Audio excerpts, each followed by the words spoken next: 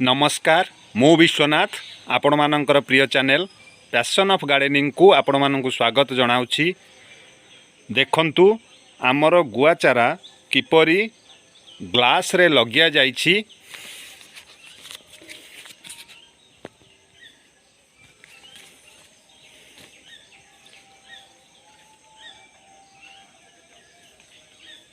एही चारा सबु किपरि ग्लास रे लगा जिवो से विषय रे आजिर भिडियोटी रही।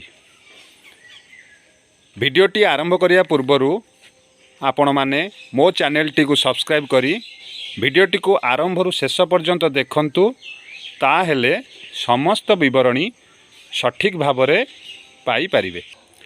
जेतेबेले आमर माटी रे चारा पाई लगा जाइथिबा गुआ गुडी करू गजा बाहरिबो, सेतेबेले सेगुडी को माटीरू ताड़ी ग्लास किंबा पॉलिथिन रे लगाइबा पाई व्यवस्था करा जिवो। ग्लास रे लगाइबा पाई आमे प्रथमे माटी प्रस्तुत करिबा।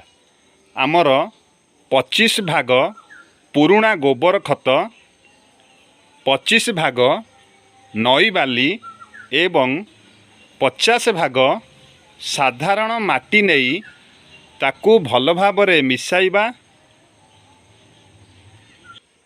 जेउ ग्लास किंबा पॉलिथिन रे आमे चारा लगाइबा तार तल भाग को भल भावरे कणा करिबा, नहेले आमर पानी देबा समय रे सेथिरे पानी जमिबो। तेणु कणा करिदेले सेथिरु पानी सहजरे रिलीज होई जिवो।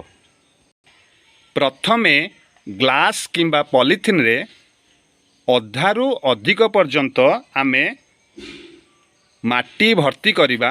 देखंतु ये जेउ भली लगिया जाइछि, यार अधारु अधिक पर्यंत आमे माटी भर्ती करिबा एवं सेथिरे गोटिए चारा लगाई आउ अवशिष्ट अंशरे माटी देई ताकू भल भावरे चापी देबा। एही परी सबु चारा ग्लास किंबा पॉलिथिन रे लगाई सारिबा परे सेगुडी को गोटिए जगारे रखी, देखंतु जेउ भली रखा जाइछि सेही भली रखी आमे सेथिरे भल भावरे पानी देबा। लक्ष्य करिबा ग्लास किंबा पॉलिथिन रो माटी जेपरी सुखी न जाए, सही अनुसार आमे ताकू पानी देउथिबा। एही परी गुआ चारा प्रस्तुत कले फाइनल प्लांटेशन समय रे आमको लगाइबा पई सुविधा हेबो।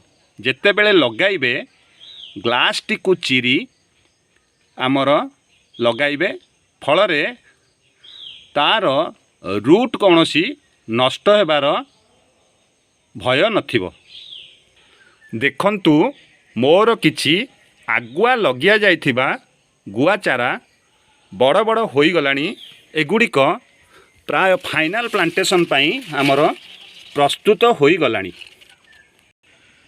एही परि भाबरे गुआ चारा प्रस्तुत करी गुआ चाष कले गछ गुड़िक भल हेबो एवं फल मध्य भल आसीबो। जदि आपण मानंकु मो भिडियोटी भल लागिछि ताहाले भिडियोटी को लाइक करी भल भल कमेंट्स दियंतु। मु एही परी आपण मानंकु अनेक गुड़िए गार्डनिंग टिप्स देबी। आजि पई एइठी रखुछि। नमस्कार।